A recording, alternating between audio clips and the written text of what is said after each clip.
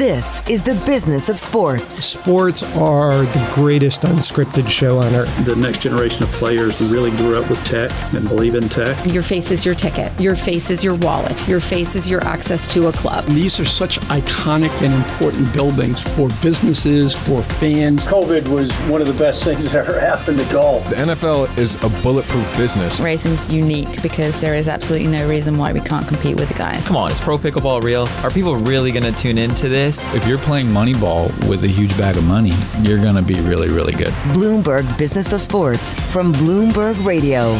This is the Bloomberg Business of Sports, where we explore the big money issues in the world of sports. I'm Michael Barr, along with Damian, Sassower, and Vanessa Perdomo. Coming up on the show, we'll talk a little fantasy football. RotoWire founder Peter Schoenke joins us to talk about the booming industry of fantasy sports as we head into another NFL season. The number one thing I could tell any fantasy player, whether they're a new person or advanced, is really study up on the rules and the format. You're playing a game.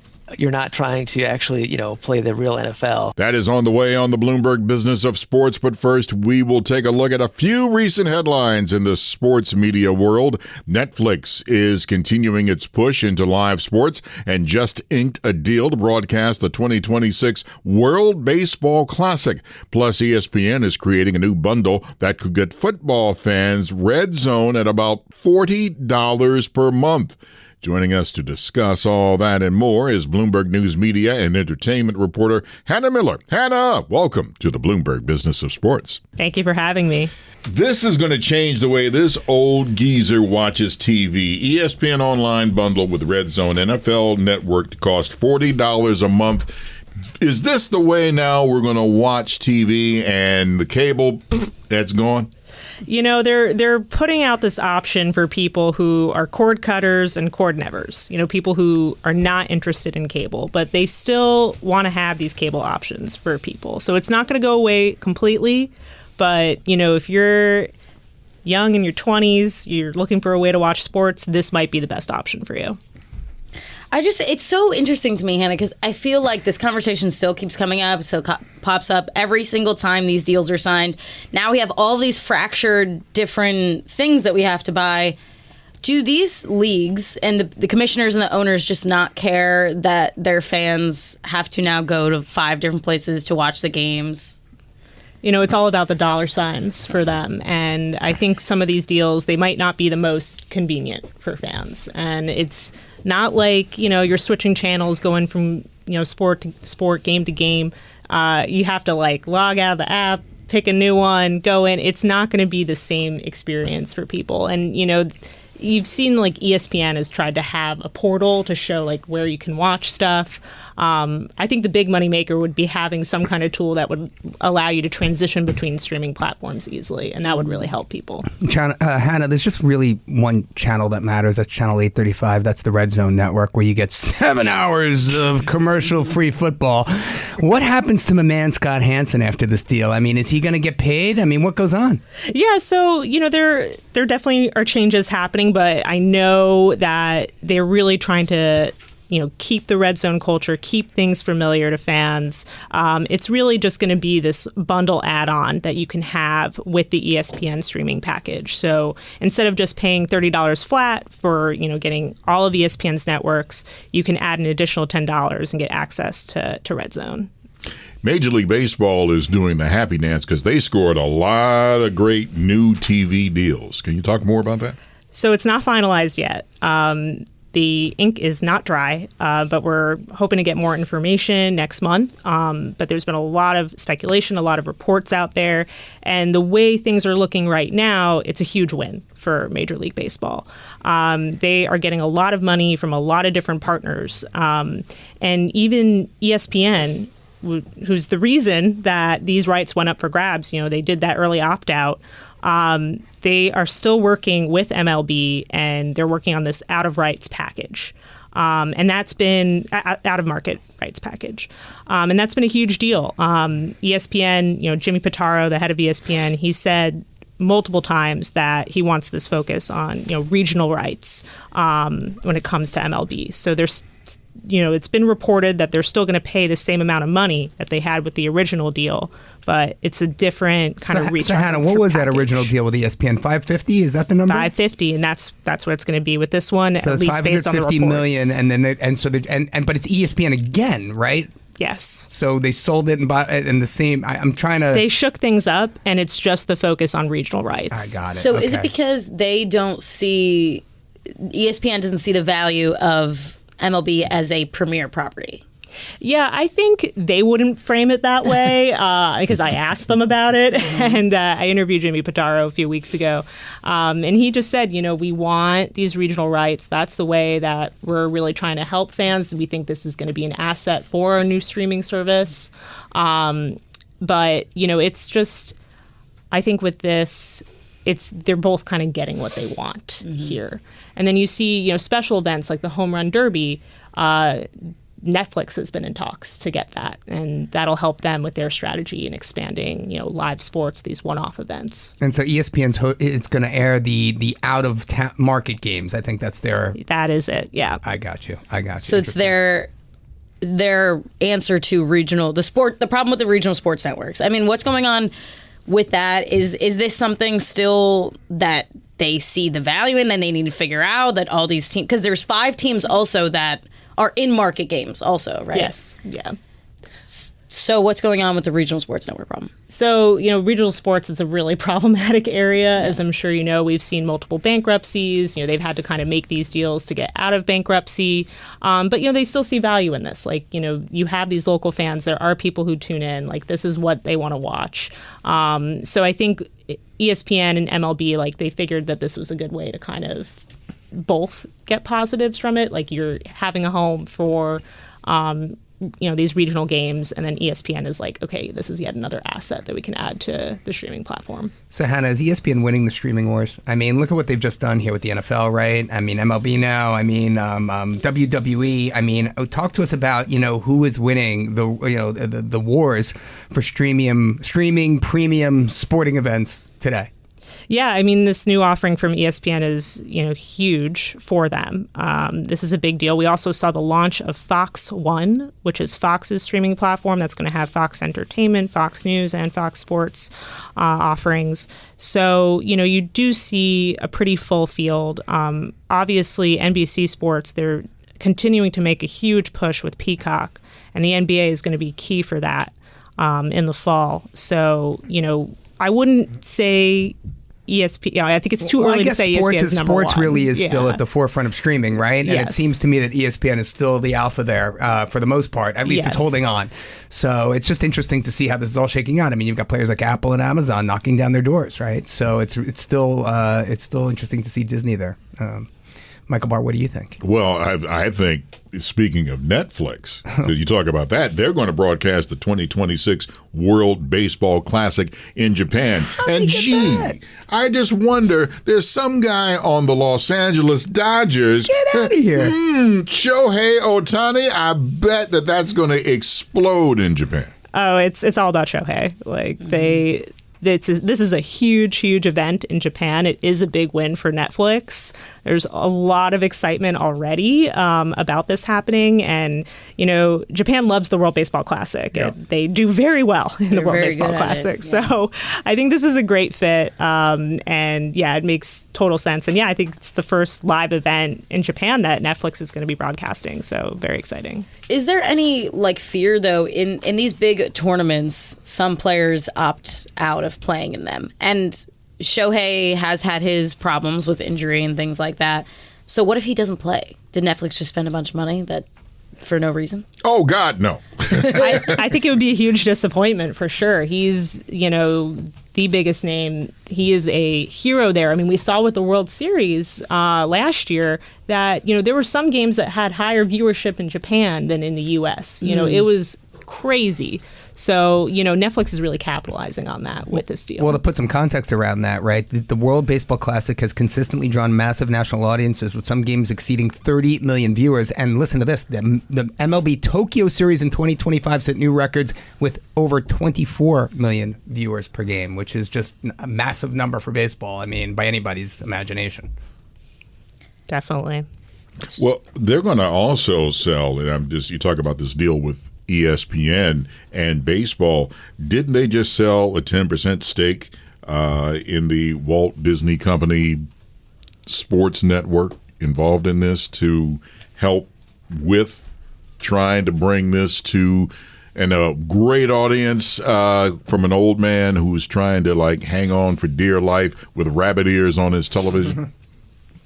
Yeah, no, and that was a huge part of the NFL deal, was that stake. And, this has been speculated about for a long time. So for that to come through was pretty exciting. And, yeah, it just shows the closeness between, Disney, ESPN, and the league. Is this going to be a big boon for the NFL? They're always killing it, so I think it's just going to continue to add. That's exactly right, to have a seat at that table, right? To just be a shareholder in the NFL in and of itself. What Disney should really be doing is selling off little bits and pieces, getting a big fat fee for it, like an investment banker would, and, commoditizing it and, all that good stuff. Well, that's your money, man. You could get in there. Securitized finance. You got the wallet. I've seen your wallet. It is thick as all get some up, synthetic, total return swaps. Be beautiful. You and me, Michael Barr, once again. On a beach somewhere. Well, you know what, man? Sipping mojitos. And we're both saying the same thing. Private equity, here we go. Which brings me to the next question, Hannah. Private equity has changed the whole landscape of everything in sports ownership. 100%. And, you could see that sort of play out, too, with CBS Sports. We had the Paramount merger with Skydance Media, and, Redbird has huge involvement in that. So it's everywhere, and we're going to see it, I think, more and more in media. Well, we've also seen the Bills, the Niners, the Finns. They've all sold equity stakes, right? And it's really, if you look at some of the numbers and what it means for the Dallas Cowboys, for example, who at year-end Sportico had them at $10 billion. I think we have them at $14.5 now. If you revise everything up, that is... it's interesting because the Cowboys will never, or seemingly, they're not going to sell, but they will consistently stay at the top no matter who else sells their stakes. Well, that's right. And, we don't even have to talk about how owners in the NFL have the ability to write off the IP for their brands against gains from other businesses. I'm just saying that is something we've written about in the past here at Bloomberg. It's a fact. It was actually in the big, beautiful bill, and then it got pulled out of there that they can't amortize that IP over, anyway, whatever. Our thanks to Hannah Miller for joining us. She covers media and entertainment for Bloomberg News. Up next, we stick with sports media and do a deeper dive on some of the latest headlines with research from our friends at Bloomberg Intelligence. For Damian Sassower and Vanessa Perdomo, I'm Michael Barr. You're listening to the Bloomberg Business of Sports, Bloomberg Radio around the world.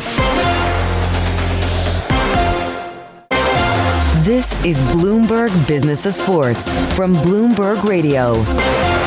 This is the Bloomberg Business of Sports, where we explore the big money issues in the world of sports. I'm Michael Barr, along with Damian Sassower and Vanessa Perdomo. Streamers are going big on live sports, with YouTube TV continuing to grow its portfolio of live sports programming. Bloomberg Intelligence senior media analyst Geetha Ranganathan has all the research to back this and more, and she's here now to break it all down. Geetha, welcome to the Bloomberg Business of Sports. Thank you so much for having me. YouTube TV, the rising strength in sports programming. What are they doing right? So, this is the whole rise of what we call the virtual pay TV operators, and YouTube TV absolutely leads in that space. So they basically provide you everything that a traditional pay TV operator like a Comcast or a Verizon would provide, except that this is going to be over streaming. So it's over the top. And what people really like about it is, the ease of signing on and signing off. Remember all the times that you can never get through to your cable company or that you can never cancel service? Well, you don't really have that problem here. You don't get locked in for years and years. You can sign on, you can sign off whenever you want.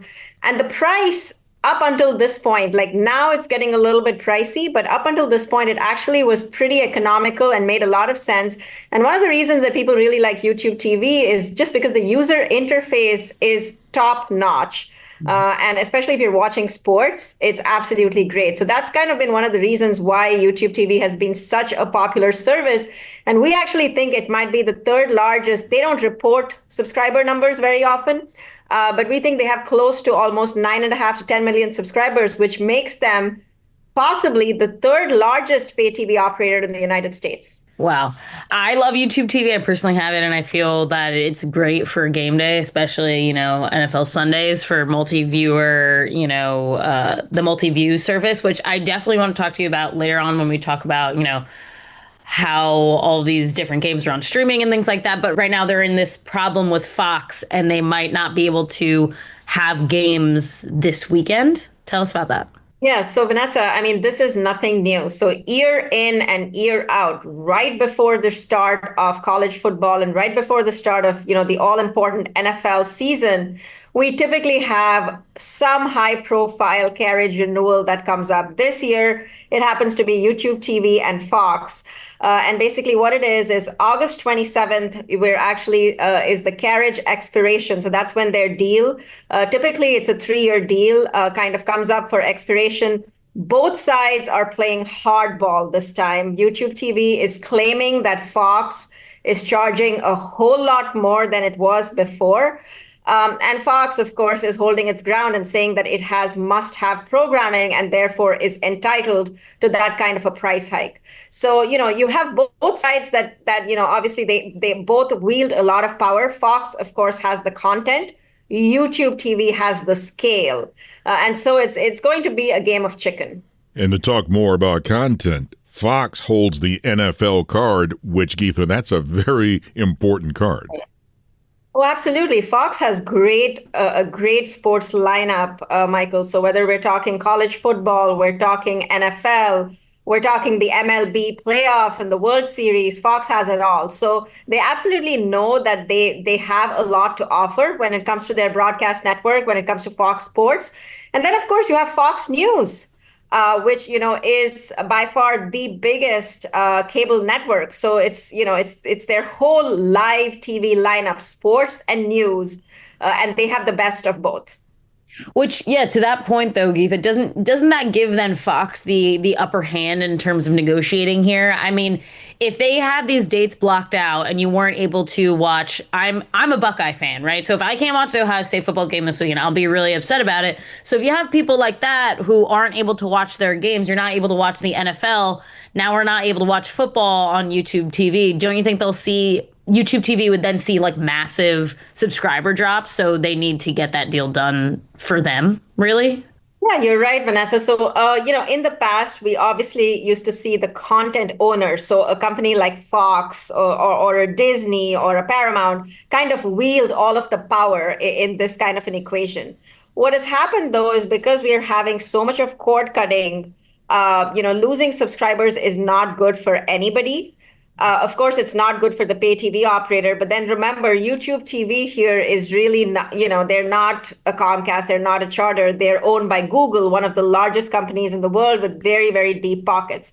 And so, yes, YouTube TV, it is a big business. But at the end of the day, even if they lose a few subscribers this way or that way, it doesn't necessarily break the business. So that's where YouTube TV is a little bit different from, let's say, a Dish or a DirecTV. I still think that Fox does hold a fairly good amount of power, as most content owners do. But I also think at the same time that the balance of power, that whole equation is changing a little bit. And now, especially if you're a distributor like YouTube TV that has so much of scale, that has millions of subscribers, nearly 10 million subscribers, they have a pretty loud voice as well. So that's why these kind of skirmishes become really interesting, because we then get to know who really, holds the trump card, if you will. Well, that goes to the subscribers, as you mentioned earlier. Right now, they have about 9.4 million YouTube TV, and they're about to increase, which has got to throw fear now, obviously, in the cable providers. What can they do to save themselves? Yeah, this is a really great question. What we're seeing, Michael, is more and more content is moving away from the linear TV bundle to the streaming outlets. And that's really bad news for, a cable provider. It's bad news even actually for a YouTube TV, any provider who is basically redistributing linear TV content. This comes at a really interesting time. And I say that because just a few days ago, or maybe a couple of weeks ago, we had both ESPN and Fox debut their streaming services. And, this is huge for the sports ecosystem because at the end of last year, if you kind of just look at the sports ecosystem, we had only about 40% of US sports rights that were available to stream. So you basically needed a cable TV subscription to watch the remaining 60%. But with the introduction of both ESPN and Fox One, which is Fox's streaming service, 100% of US sports are now available to be streamed. And so this is kind of a really precarious time, I would say, for both the content owners as well as the pay TV distributors, because anybody who now wants a streaming subscription can basically get one. They're no longer tied to the traditional TV bundle. So again, that's why I say this is a really a one-of-a-kind fight, just because of the time at which it comes. Yeah, I'm so glad you brought up that point, because I saw that in your report from the other day that 100% of sports viewership is available on streaming, which is absolutely insane. But it obviously does make sense as we've seen all these different, Netflix and Prime and Peacock and whoever all get into sports in a different way. But YouTube TV, does it basically just make them obsolete? Do they even need to exist anymore? Or is the next actual thing someone like a YouTube TV should really do is try and become the platform in which you can flip through all these different streaming platforms? Like, someone needs to create that, it feels like. Oh, yeah. And you bring up an excellent point, Vanessa. I think they are eventually kind of moving to that model. I don't know whether it's going to be a YouTube TV or whether it's going to be an Amazon or whether it even is going to be a Netflix. I mean, I think ESPN is trying to do that now for sports. They eventually want to do that. That's why they did the deal with NFL. That's why they went after some MLB rights. They're trying to get as much content as they can on their platform. But it's going to be interesting to see how all of that plays out. But you bring up an important point, which is YouTube TV or are pay TV operators like YouTube TV, like Comcast, going to become obsolete? I don't think so. I think there is still that traditional viewer who kind of likes everything in one place. You don't want to have to sign up for, 7 or 8 or 10 different services. And so I think there is always going to be a place for the traditional cable bundle. And so I don't necessarily think they're going to become obsolete. But we are definitely in a very, very fragmented marketplace. That is for sure. And Hulu Plus Live is saying, hey, don't forget about us, because they've got a merger coming up. Right now, they are behind YouTube TV. They only have 4.3 million users. But this merger, Geetha, is going to put them a very close second. Yeah, it is. And what's really interesting about the merger with Hulu and Fubo is, again, that Fubo, Michael, is a very, very sports-oriented service. They have everything, that they initially started trying to cater to the football fan. And now they've kind of, they've expanded to all of the different sports. So again, it's going to be really interesting because, again, YouTube TV, we know, tends to be fairly sports-centric. Fubo and Hulu is also going to be sports-centric. So I think we're going to see more and more people kind of gravitate to those services. And that's going to be actually good, I think, overall for the consumer, because it just makes the process of signing on, signing off so much more smooth and seamless. Most people who have any sort of live TV are using it for sports. I mean, that's really what's keeping live TV afloat in general. You're absolutely right. People, they do want to have all of their sports in one place. And the only way you can do that right now is through live TV. You can, you have all these cable TV operators, you have most pay TV distributors basically selling you skinny packages and packages just tailored for the sports enthusiast.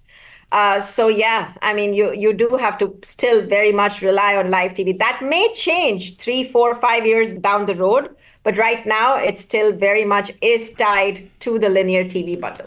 Geetha, I'd love to switch gears here and ask you about the new Major League Baseball deal and what that means for team valuations. And the reason I ask is this. We're refreshing our numbers here with all the private equity dealings in the NFL, the recent sales in the NBA of the Celtics and the Lakers. And we're trying to wrap our brains around what this new MLB deal will mean for some of these baseball teams that, were so heavily reliant on local programming. Any thoughts to share there? I think this deal, Damian, is really good for Major League Baseball. Remember, just a few months ago, they were really in a tight spot. They had lost a lot of their deals on the local side because of the bankruptcy of Diamond Sports.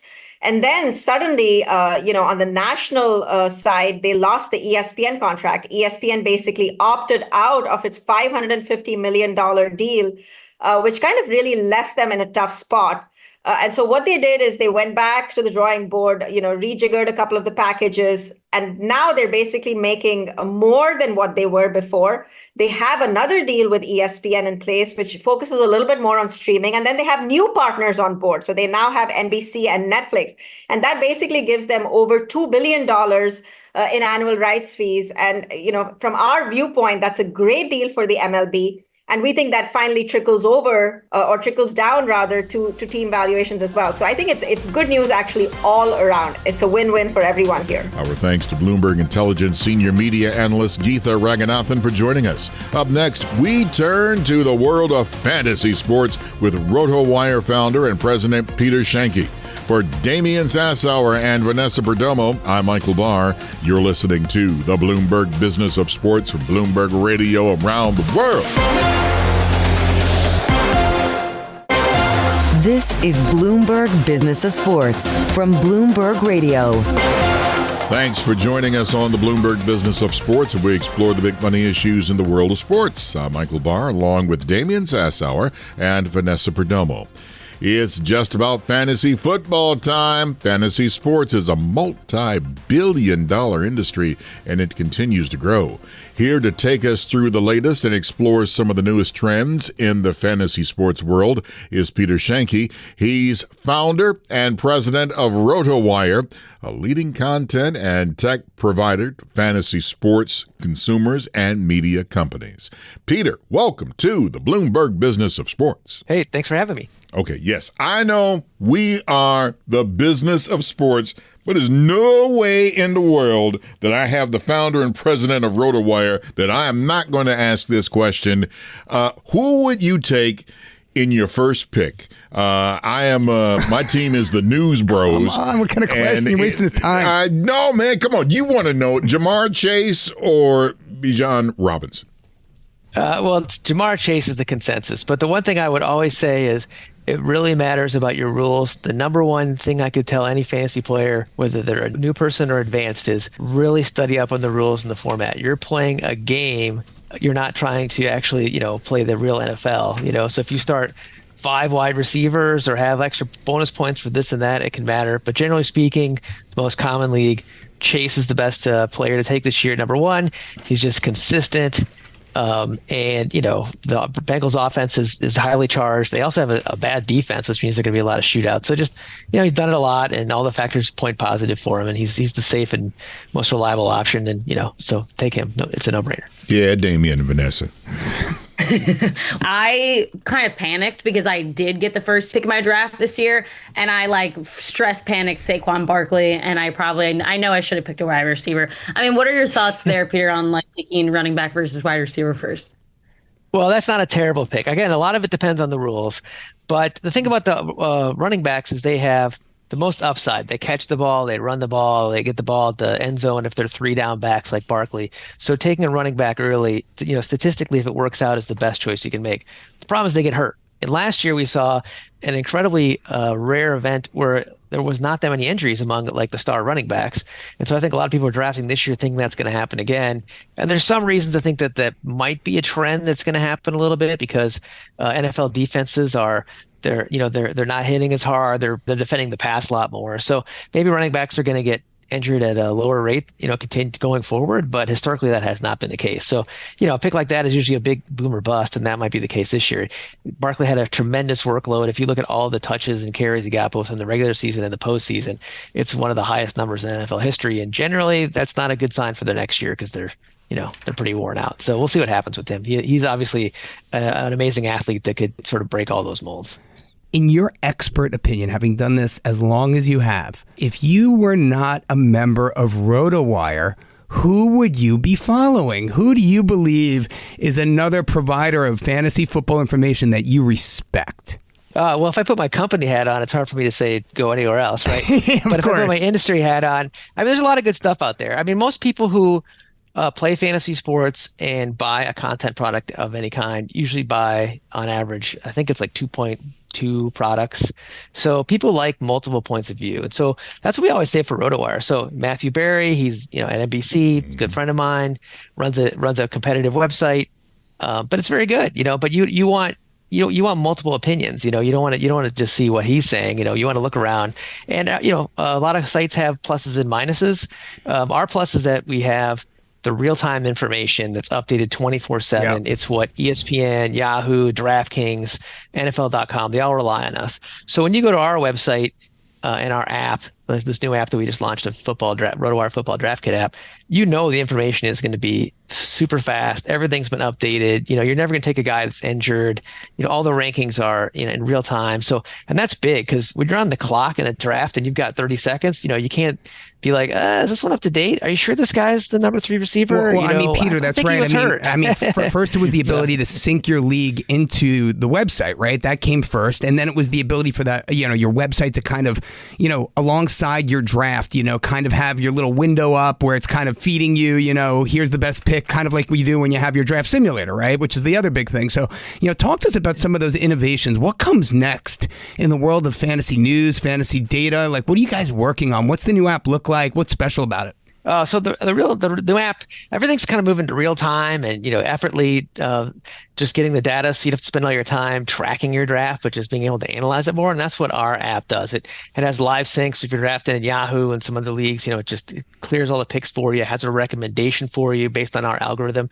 And then you're also able to modify your draft strategy. That's more than just a cheat sheet. And here's a couple of sleepers I like, but what things do you want to focus on? Is it how consistent they are? Do you want to avoid health risks? Do you want to take high upside players in the later round? You can kind of build this draft strategy, and then based on that, we build a cheat sheet for you, and then it all updates in real time in our app and on our website.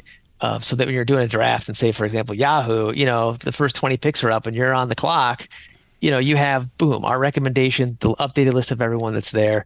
And, you can spend your time trying to figure out the best pick coming up as opposed to, still trying to catch up on crossing everybody off.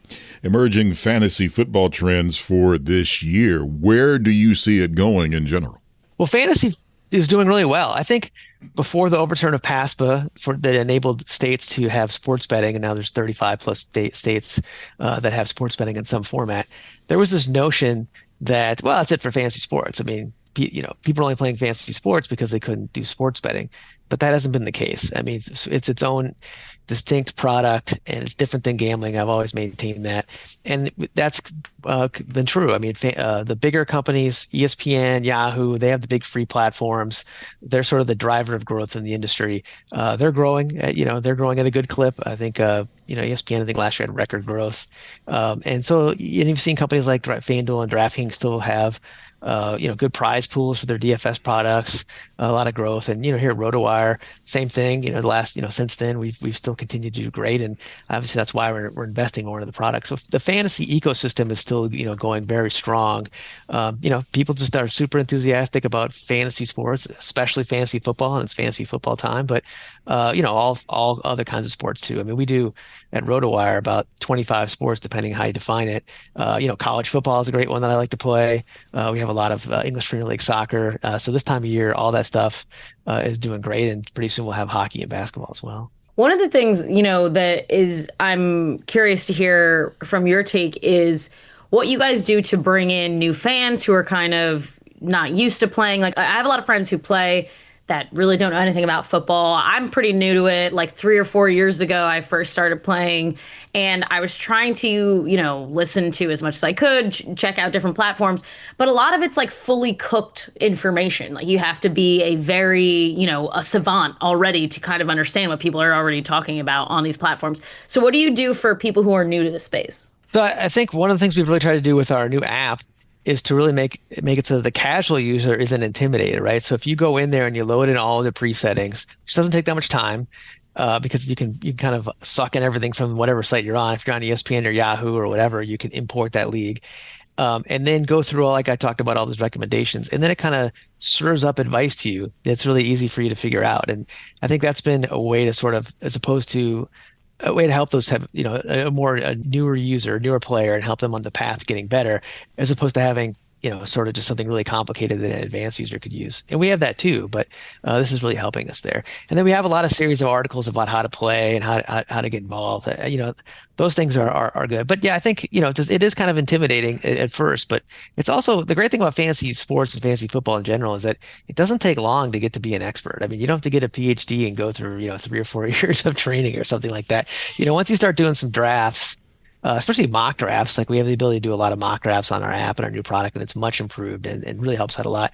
You can just pick it up pretty quick. I mean, people go from being total novices to somebody that I would consider to be a fantasy football expert in like a season or two, So luckily it's pretty easy to pick up. All right, Peter, it's go time. Talk to me about the zero quarterback strategy here. I mean, CJ Stroud isn't getting drafted in any leagues. You got to be kidding me. And then these tight ends. Look, I'm all for Brock Bowers and Trey McBride, but I mean, in recent years you've seen Sam Laporta. These guys have disappointed, man. George Kittle, they get hurt. Talk to us. Where should tight ends go? Where should you be looking at quarterbacks? I mean, what do you like here? Well, it's a year for, generally speaking, I'm a wait on the quarterback kind of guy. There's a lot of quarterbacks. You can always usually pick one up off the waiver wire who's going to have some production, so you don't have to be super secure there. Whereas, running backs are usually, pretty rare. You want to have all those on your bench. And this year for quarterback, it's really flat. I mean, there's just not a whole lot of difference between, the fifth quarterback or sixth quarterback and like the 15th one. I agree. So I'm just waiting a whole lot. You want to get, some of the top guys, Hurts, the guys who run, the running quarterbacks, there's really a big four, quarterbacks there. But then after that, it's just a lot of the same. So I'm waiting on quarterback a lot. Tight end, similar dynamic. There's a couple at the top that are obviously really, really good. There's two in particular, the Brock Bowers and Trey McBride. And then after that, it falls off pretty rapidly. And the problem with tight end is, just like I talked about running back, they get injured. They're out there, they're blocking, they're taking hits. They get injured at higher rates than wide receiver and stuff like that. But yeah, this year, depending on, and that's tight end especially, is one you really need to read your rules and figure out your format. If you have a format that rewards extra points for tight end receptions, which is something the leagues do to try to make it so that those players are more pertinent, and then therefore there's more players to pick up during the season. That can make a big difference. Or how many players you start. So some leagues don't even start tight ends. It's just, you just have receivers. So that makes a big difference. But yeah, so those top two tight ends you could take early. But generally this year, I think it's a great year to just wait on quarterback. And who's your favorite sleeper running back? And don't say I'm Mariah Hampton, the stuff. Well, he would be kind of the one. He would be the one at the top. But there's a couple of the thing I really like to do for sleeper running backs is to find a team with a bunch of kind of aging veterans at the top and find who the rookie is and take them late and see if and that's how you get just a real difference maker. So Jaden Blue in Dallas this year, it's an unsettled backfield. Okay. We think they're going to be an offense that scores a lot, has, because their defense isn't that good. They're going to be playing at a fast pace. And so if he emerges, he could be great. Bashel Tutin, I don't know if I'm not saying his first name is great. On Jacksonville, he's similarly, another unsettled backfield with an offense that's got a lot of potential.